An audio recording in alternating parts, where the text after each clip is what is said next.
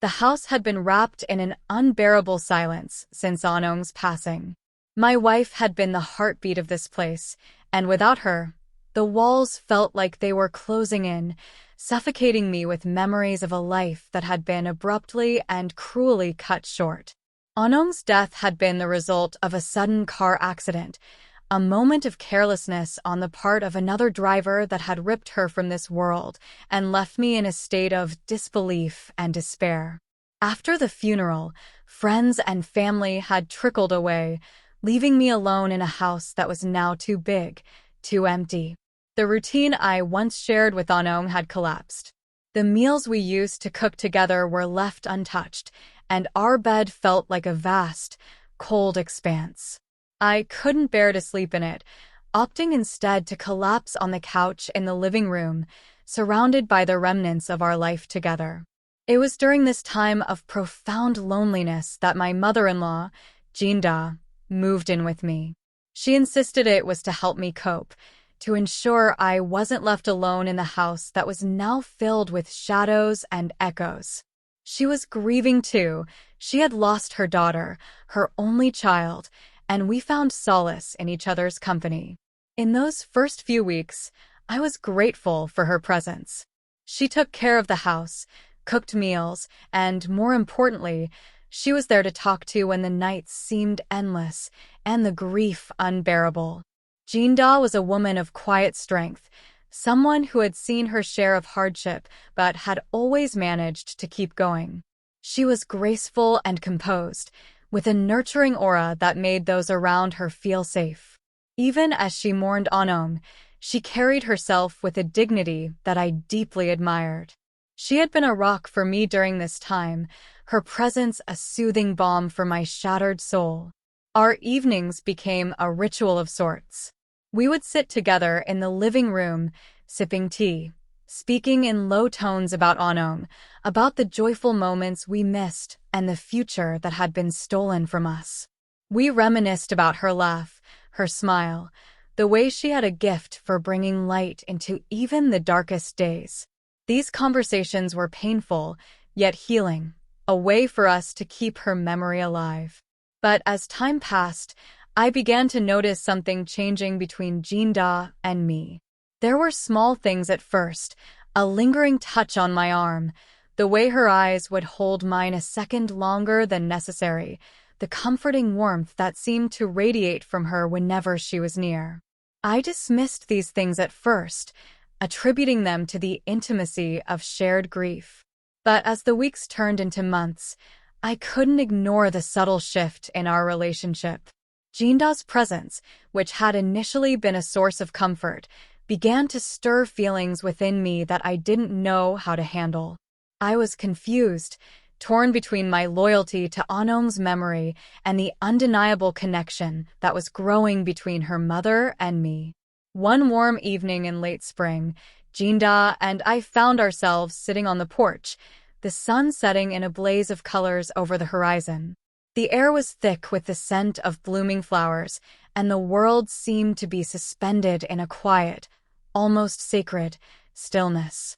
It was one of those evenings where the beauty of nature felt at odds with the turmoil in my heart. Jinda had been unusually quiet that evening. She sat beside me, her hands resting in her lap, her gaze distant as she stared out over the fields. There was a tension in the air, a sense that something important was about to be said. "Somchai," she began softly, breaking the silence. Her voice was gentle, but there was an undercurrent of emotion that made me turn to her, concerned. "Yes, Jinda," I responded, trying to keep my tone light, though I could feel the weight of what was coming. "There's something I've been meaning to talk to you about," she said, her eyes finally meeting mine. They were filled with a mix of sadness and something else, something that made my heart skip a beat. I frowned, not sure where this was going. "What is it? You know you can tell me anything." She took a deep breath, her hands trembling slightly as she reached out to touch mine. The warmth of her hand against my skin sent a shiver down my spine. It was a familiar touch, yet there was an intimacy to it that felt different, charged. I've been thinking a lot since Anong passed, she continued, her voice low and careful. About the future, about what comes next for both of us. My heart tightened in my chest. The future was something I had avoided thinking about, preferring instead to focus on getting through each day as it came. The idea of moving forward, of rebuilding a life without Anong, seemed impossible. I've been thinking about that too, I admitted, though my thoughts on the matter were muddled at best. It's hard to imagine a future without her. I know, Jinda said, her voice thick with emotion. But life goes on, doesn't it? We have to find a way to keep living, even when it feels like we've lost everything. I nodded, though I still didn't fully grasp what she was trying to say. You're right. It's so difficult. Jinda's grip on my hand tightened, and she leaned closer, her eyes searching mine with an intensity that took my breath away. Somchai, I don't want to be alone. And I don't want you to be alone either. We've lost so much, but maybe we can find something new together. The meaning of her words began to sink in, and I felt my pulse quicken. Jinda, what are you saying? She hesitated for a moment, as if weighing her next words carefully. I'm saying that I care about you, Somchai. More than I probably should. I know this is unconventional, but I've come to realize that I have feelings for you. Feelings that go beyond just wanting to help you through your grief. I stared at her, my mind struggling to process what she was saying. This was Jinda, my mother-in-law, the woman who had been like a second mother to me, the woman who had raised my wife. The idea that she could have feelings for me, that she could see me as anything more than a son-in-law, was almost too much to comprehend. Jinda, I don't know what to say, I finally managed, my voice shaky with confusion. You don't have to say anything, she replied quickly, her eyes filled with a mixture of hope and fear. I know this is a lot to take in, and I understand if you need time to think about it. But I just couldn't keep it to myself any longer. I've come to care for you deeply, Somchai. And I believe we could find happiness together, if you're willing to try. In the days that followed Jinda's confession, I found myself trapped in a whirlwind of emotions. Part of me was drawn to her, to the comfort and understanding she offered, and to the idea of finding solace in someone who shared my grief. But another part of me was filled with guilt and confusion, unsure of whether it was right to even consider her proposal. I spent hours wandering through the fields, trying to make sense of the conflicting feelings inside me. I knew Anong would want me to find happiness, to move on with my life, but the idea of moving on with her own mother was something I had never imagined. Jinda, for her part, was patient. She didn't press me for an answer, allowing me the space I needed to come to terms with what she had revealed. But I could see the longing in her eyes whenever we were together, the way she looked at me with a mixture of hope and fear, as if she was waiting for me to make a decision that would change both of our lives forever. One evening, as I sat in the living room lost in thought, Jinda entered the room and sat down beside me. We had been avoiding the subject since that night on the porch, but I could tell she was ready to talk about it again. Somchai, she began softly, her voice gentle but firm. I don't want to pressure you, but I need to know what you're thinking. I've been patient, but this is important to me, to us. I looked at her, seeing the vulnerability in her eyes, and felt a pang of guilt for keeping her in suspense. I've been thinking a lot about what you said, Jinda. I care about you deeply, and I can't deny that I've been drawn to you in a way that I didn't expect. But this is all so complicated. I don't want to dishonor Anong's memory or do anything that would hurt you. She reached out and took my hand, her touch warm and reassuring. I understand, Somchai. But I also believe that love can take many forms. Anong is gone, and nothing will ever change the love we had for her. But that doesn't mean we can't find love again. Life is too short to deny ourselves happiness, especially when it's right in front of us. I sighed, running a hand through my hair. I know you're right, but it's still hard to accept. You're my mother-in-law, Jinda. I've always seen you in a different light. And I've always seen you as my son-in-law, she replied gently. But things change. People change. And sometimes, love grows in unexpected places.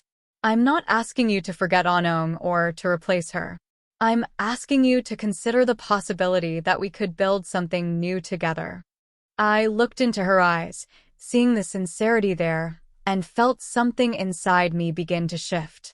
It was as if a part of me that had been locked away since Anong's death was beginning to open up, allowing me to see Jinda in a new light. She was right. Life was too short to deny ourselves the chance for happiness, especially when it was standing right in front of us. I don't know if I'm ready, I admitted, my voice filled with uncertainty. But I do know that I care about you, Jinda. And I'm willing to explore what that means if you are. Her face lit up with a smile, and she squeezed my hand, her eyes shining with tears of relief. Thank you, Samchai. That's all I wanted, to know that we have a chance. As the days turned into weeks, Jinda and I began to explore our relationship in a new way. It was a slow, cautious process, filled with moments of hesitation and doubt, but also moments of joy and connection. We spent more time together, talking about our hopes and fears, and gradually, the barriers that had once separated us began to crumble. We took long walks through the fields, talking about everything from our favorite memories of Anong to the dreams we had for the future. It was during these walks that I began to see Jinda not just as my mother-in-law, but as a woman, one with her own desires, fears, and needs. She was kind, patient, and understanding, and I found myself drawn to her more with each passing day. One evening, as we sat together on the porch watching the sunset, Jinda turned to me and took my hand. Samchai, I want to move forward with you. I want us to be together, to build a life together. But I can't do that while I'm still married to Surakai. The mention of her husband's name brought a fresh wave of guilt, but I knew she was right. If we were going to be together, we needed to do it the right way. I nodded, squeezing her hand in agreement. I understand, Jinda. I'll support you in whatever decision you make. In the weeks that followed, Jinda began the difficult process of ending her marriage. It was a painful and emotional journey, but she was determined to do it with grace and dignity. Surakai, though hurt by the decision, eventually came to accept it, realizing that his wife's happiness was more important than holding on to a marriage that no longer served them. The divorce was a difficult time for all of us. The village was small, and everyone knew each other's business. There were whispers and gossip about Jinda and me, about the unusual circumstances that had brought us together. Some people were supportive, understanding that life can take unexpected turns, but others were judgmental, unable to comprehend how a mother-in-law and son-in-law could find love in each other. Despite the challenges, Jinda and I stood firm in our decision. We knew that what we felt for each other was real, and that it was worth fighting for. After the divorce was finalized, Jinda moved in with me, and we began our new life together. The transition wasn't easy. There were moments of doubt, moments when the weight of the past threatened to pull us under. But there were also moments of joy, moments when we knew that we had made the right choice. We renovated the house, turning it into a home that reflected our new life together. We planted new flowers in the garden, a symbol of the fresh start we were making. And through it all, we kept Anong's memory alive, honoring the love we had both shared with her. One evening, as we sat together on the porch, watching the sun set over the fields, I turned to Jinda and took her hand. I never imagined my life would take this path, I admitted, my voice filled with emotion. But I'm grateful it did. I'm grateful for you. She smiled, her eyes filled with love and warmth. I'm grateful too, Samchai. We've both been through so much, but we've found each other. And that's something worth holding on to. As we sat there, the sun dipping below the horizon, I realized that I had found something I hadn't expected: love in the most unlikely of places. It wasn't the life I had imagined, but it was a life filled with love, understanding, and a sense of peace that I hadn't felt in a long time. Jinda and I were building a new life together, one that honored the past while embracing the future. It wasn't perfect, and there were still challenges ahead, but I knew that as long as we had each other, we could face anything. In the shadow of our grief, we had found love, and that was more than I could have ever hoped for.